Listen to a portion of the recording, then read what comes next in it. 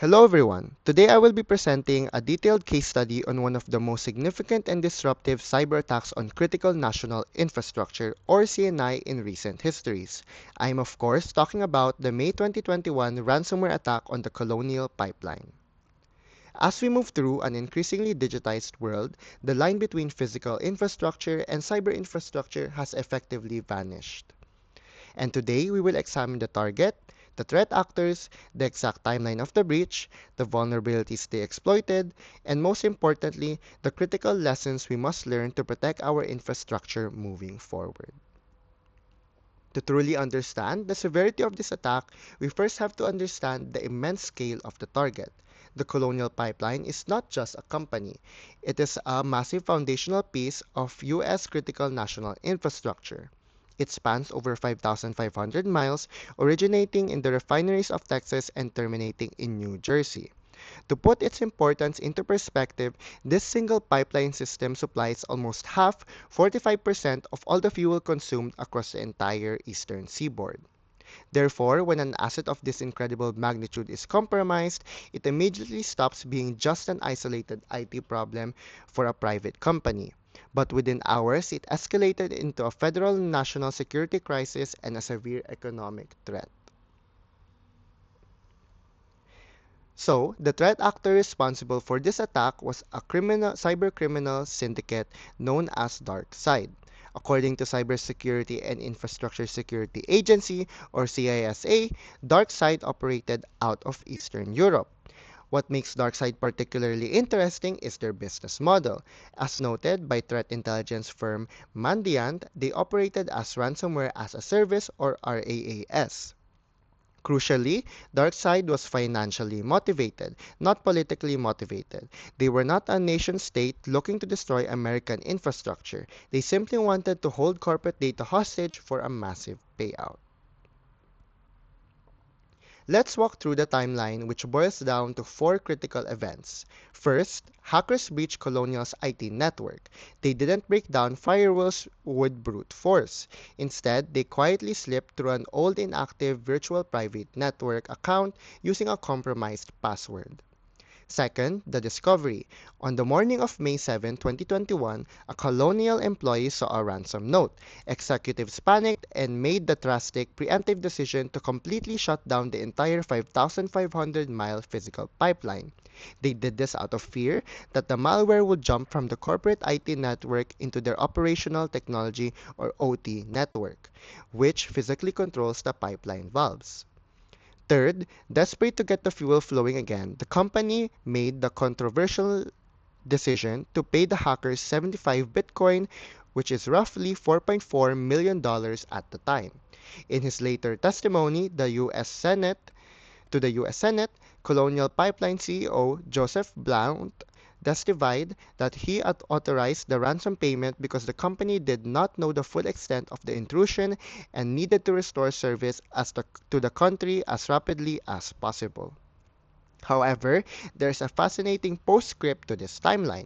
In June 2021, the US Department of Justice and the FBI successfully tracked the cryptocurrency ledger and seized roughly 2.3 million of the extorted Bitcoin back from DarkSide's digital wallets, marking a major milestone in ransomware counter operations. How does a group of foreign hackers take down the largest pipeline in the United States? As cyber professionals often say, the biggest threats aren't always sophisticated zero-day exploits. In this case, it was a failure of fundamental cyber hygiene. First, the hackers found an orphaned account, an old inactive VPN profile that was no longer used but had never been deleted or audited by Colonial's IT department. Second, the password for that account was terrible. It had been compromised in an entirely different, unrelated data breach years prior, and was simply floating around the dark web for anyone to buy or find.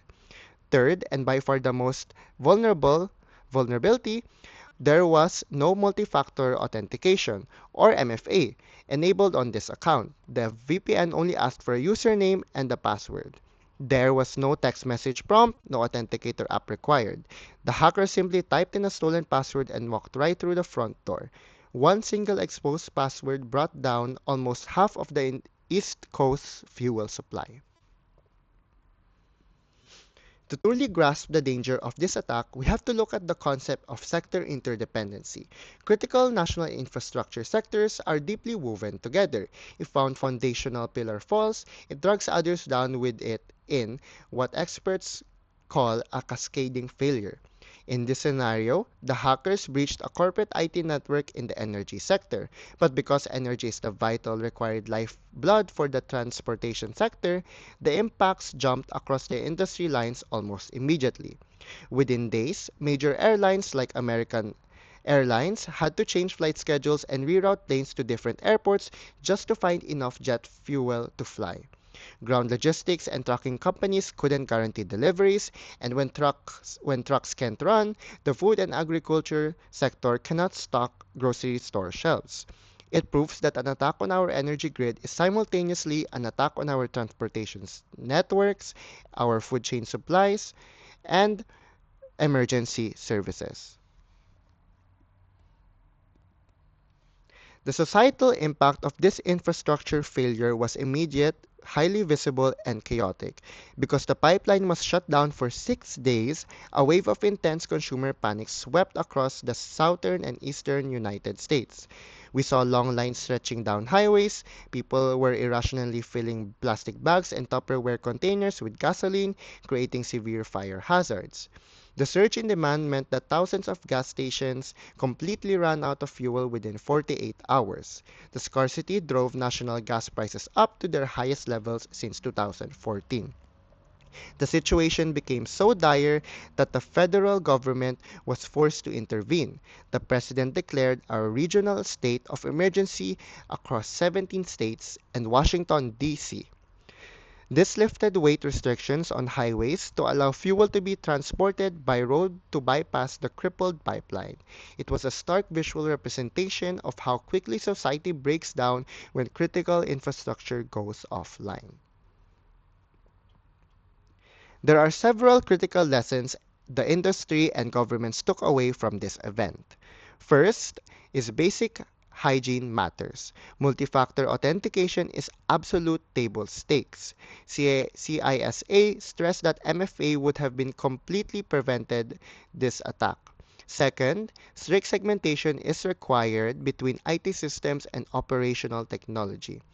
As noted by the OT security firm Dragos, this hyperconnectivity between the billing networks and the control networks means that a corporate ransomware infection can force an operator to halt physical processes out of an abundance of caution, even if the OT itself isn't breached. Third, having a tested incident response plan is critical. Even though Colonial paid the ransom, the decryption key provided by the hackers was so poorly coded that the company actually had to rely on their own internal server backups to restore the system anyway. Finally, this attack was a massive wake-up call that reshaped national policy.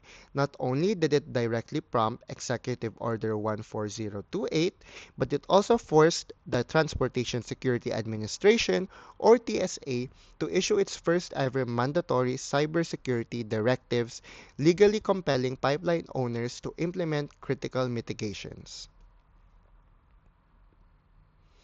To conclude this presentation, the 2021 Colonial Pipeline attack will go down in history as a watershed moment for cybersecurity.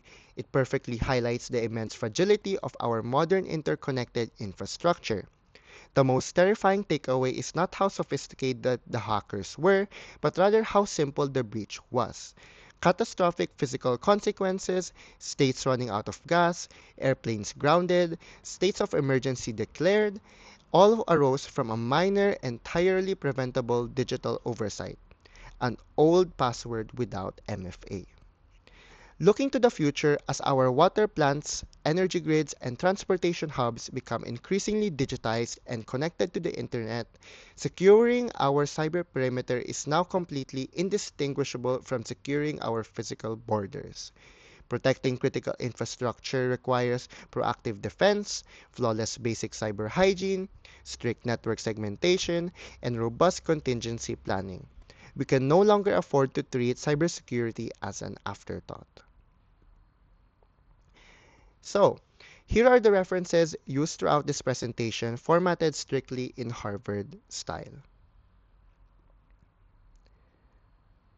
Thank you so much for listening and for your time and attention today. Attached here on this slide is my Google Drive link for this CNI assessment one. Thank you.